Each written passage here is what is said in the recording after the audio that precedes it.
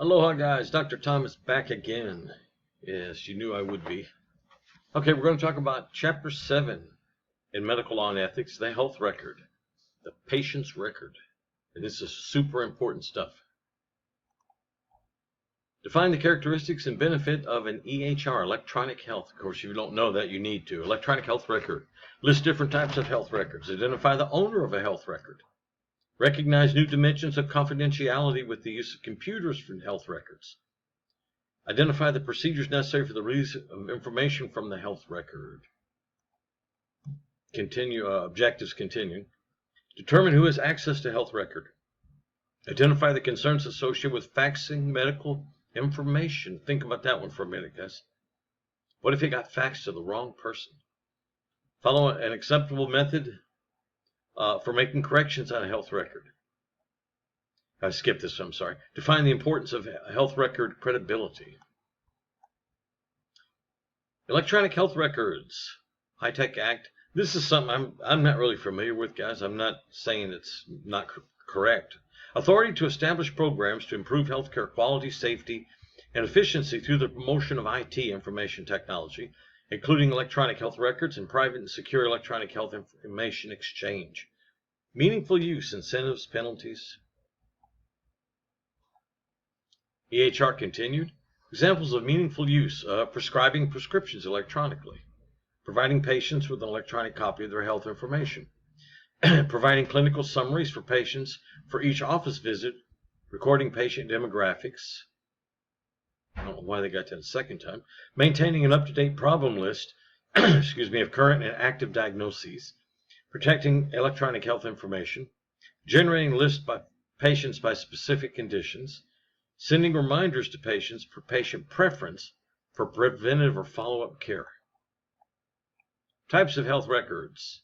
Integrated medical records. Patients represented by a single record that includes all outpatient and inpatient activity. Medical record of a non-hospital situation, identified as a record of medical care given in a facility that does retain the patient bodily overnight. There's a number of those that do, but usually they're hospitals. Managed care plans over the last few years have accumulated large amounts of patient care information. Okay, guys, let's kind of summarize a little bit of this slightly here. With the advent of computers and IT and all, now we're able to do all this electronically. There's a number of advantages to that, but there are also some disadvantages. One thing is, if you have nothing but just a paper file, only one person can access it at a time. Where if it's an electronic file and the doctor needs to see what they're looking at, and the front desk is working on something, and on another location, the insurance clerk or billing and coding person is coding. So you can do that because you can access it. Here's the thing. This is what I'm really trying to get to. Everything in medicine nowadays is very specialized. All doctors are some sort of a specialist. It's not unusual for an older person who has a number of health problems to have a dozen different doctors they're going to. Maybe even more than that. It's not unusual for an elderly person or an older person to be on 15 or 20 medications. And how did the doctors keep track of it? I worked in family medicine 5 years. This was in the 90s. So computers were out, but it wasn't like today. They still use paper charts and stuff. They did the billing using a computer. It's wild, guys. You just have to, in those days, you just had to send paper charts with everyone. Like, in other words, let's say I'm a primary care doctor, and I need to send somebody to a cardiopulmonologist because they got lung problems. Well, you have to either mail a copy of their file over there or give it to them to take over there with them. Now it's simple because it's all electronic, and there's an electronic health record, guys, and there's a type of record that can be accessed by different physicians, and there's the kind that's within a single facility.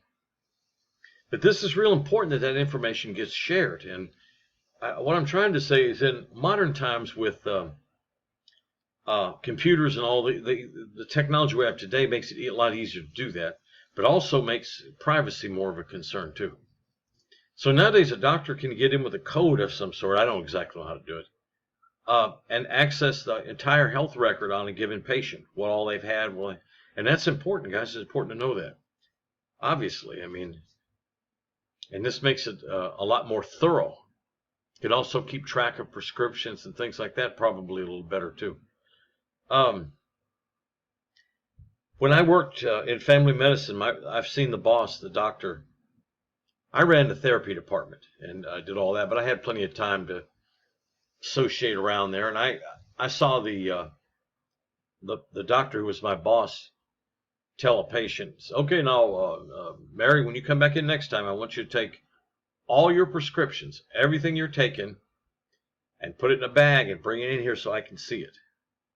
Because it's always astounded me that there's not a lot more problems than what there are.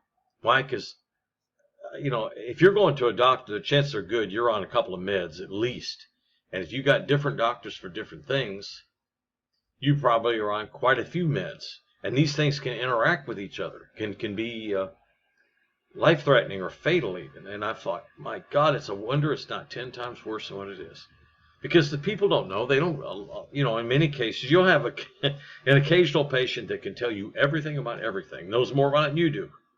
But most of them, they don't know what they're taking. I mean, I'm taking that for my sugar, and then I'm constipated, and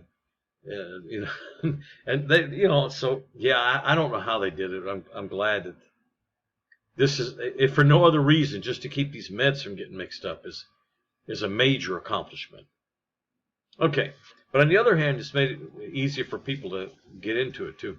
Ownership of the health record. Who owns the record? I know what you're thinking. You're thinking, Dr. Tom, well, of course, the patient owns the record. No, they don't. The hospital owns all of its records. Excuse me, guys, I've got to change this. I know you're thinking, well, Dr. Tom, you're giving a lecture. What does it matter what's on TV? Well, it matters when it's something that I detest and don't want to see, even out of the corner of my eye.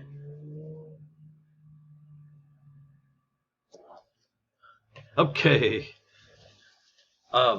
Records of a physician or professional office practice owned by a physician, corporation, managed care. Yeah. The business, the practice, the doctor owns the records. Now, you have a right to have a reasonably priced copy of them. Access to health records. Hospitals and physicians should have a written policy on file detailing staff procedures for release of patient information. Yeah, and they do, believe me, in this day and time. Policy must reflect local statutes and federal law. HIPAA, good old HIPAA. Remember, what should you think of when you hear HIPAA?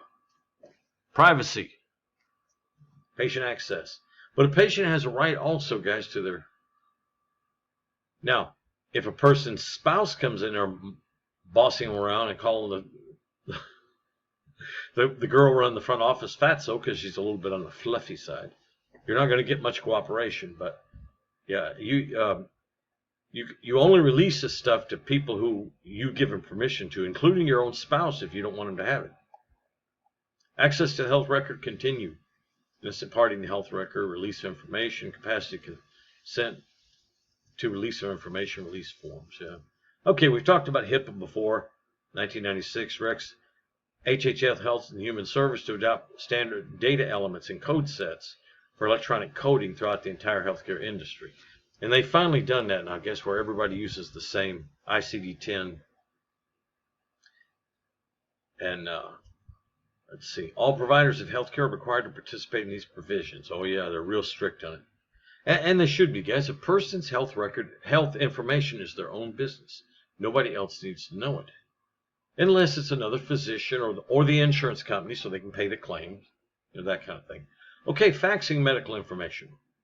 If a fax message goes astray or is imprecisely handled by a receiver, it can cause a breach in the confidential relationship between physician and patient. Yeah, man. All right, imagine that Dr. Tom is a married man. I'm not, but I have been a few times. And imagine that I had a relationship with some women, and I caught an STD, and I went to my doctor to get it treated. I had gonorrhea, and I have to take medicine for it. And Imagine that for some reason they had to fax that information somewhere, and they dialed in the wrong information, and it went to my church, my preacher instead. My God, can you imagine the outrage when the preacher says, "My God, Dr. Tom has an STD. Oh, we're going to kick him out of church for that." Now, in real life, I wouldn't mind that a bit, but I'm being heavily sarcastic here. But you can see, guys, the potential there. I mean, you can always send a fax and say, well, you've probably seen them where they have it written on there. If this is not yours, ignore it. Well, yeah, sure. So yeah, it can be a problem. But yet, I think fax, I may be wrong here, is trusted more than emails. And you'd think the email might be a little more precise, perhaps. I don't know. Okay, patients' access to their own records. Generally, a patient has a right to them, and they have to be given them if they want it. Now, you can charge them a fee for making copies and so forth, but you can't charge them like $300. It has to be something reasonable.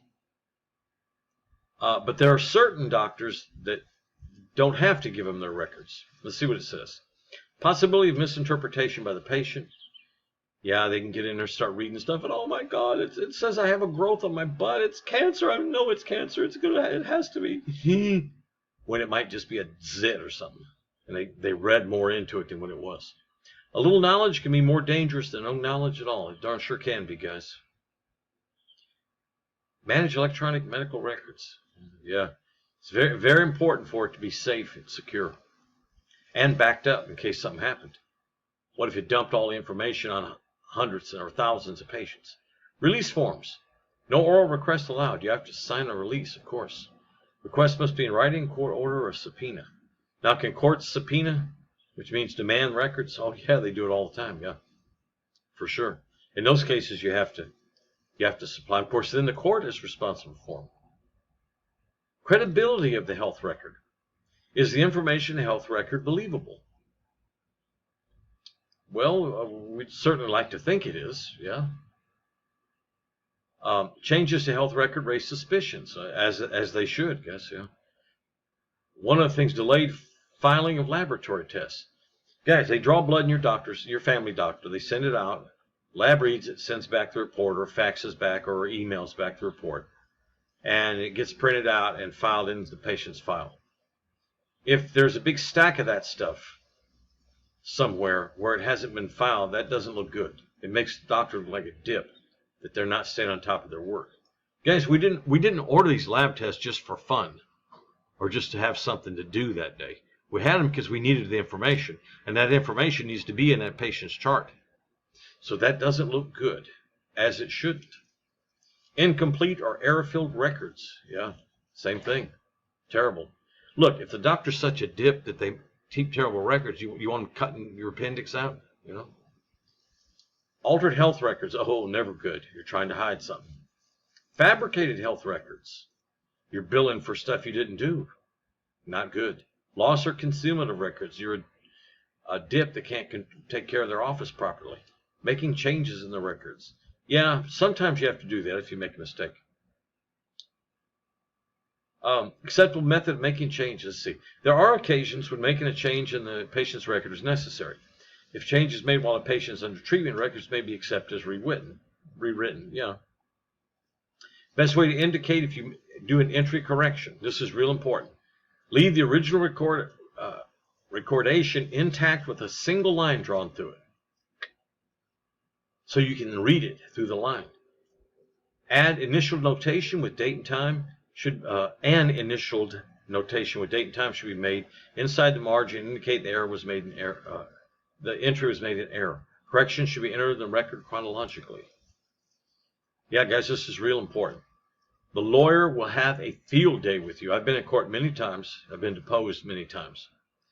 If they see a bunch of corrections and white out and stuff like that, oh my God, they will have a field day. They will make you wish the doctor had never been born, because they're going to make him look like a complete fool, which to some degree they are. Or they wouldn't. They know better than to have trumped up records like that, or crappy records that look like crap. Okay, guys, we're finished up here. All this is real important. Look over it, study it, know it, be it, do it. Dr. Tom is signing off. We'll see you next time. Be there or be square. Dr. Thomas signing off.